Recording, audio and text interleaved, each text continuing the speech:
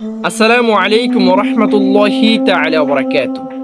একজন ব্যক্তি পরিপূর্ণ ঈমানদার হতে হলে রাসূলুল্লাহ সাল্লাল্লাহু আলাইহি ওয়াসাল্লামকে কতটুকু ভালোবাসতে হবে।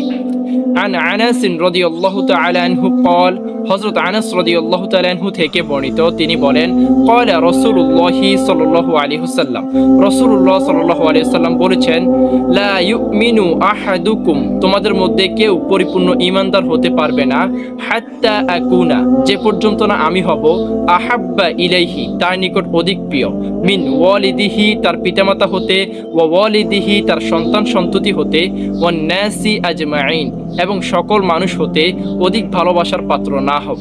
তাশরিহুল হাদিস, হাদিসের ব্যাখ্যা। আলোচ্য হাদিসে প্রকৃত ঈমানদারের পরিচয় তুলে ধরা হয়েছে, অর্থাৎ পৃথিবীর সবকিছুর চাইতে রাসূলুল্লাহ সাল্লাল্লাহু আলাইহি সাল্লামকে বেশি ভালোবাসতে হবে। প্রকৃতপক্ষে নবী করিম সাল্লাল্লাহু আলাইহি সাল্লামের উপর আন্তরিক ও নিষ্ঠাপূর্ণ ভালোবাসা না থাকলে তার আদর্শের অনুসরণ করা যায় না, আর নবী করিম সাল্লাল্লাহু আলাইহি সাল্লামের আদর্শের অনুসরণ না করলে প্রকৃত ঈমানদার হওয়া যায় না। পিতামাতা সন্তান সন্ততির চাইতেও রাসূলুল্লাহ সাল্লাল্লাহু আলাইহি সাল্লামকে বেশি ভালোবাসতে হবে, এমনকি নিজের জীবনের চাইতেও রাসূলুল্লাহ সাল্লাল্লাহু আলাইহি সাল্লামকে বেশি ভালোবাসতে হবে। বুখারী শরীফে একটি ঘটনা বর্ণিত রয়েছে।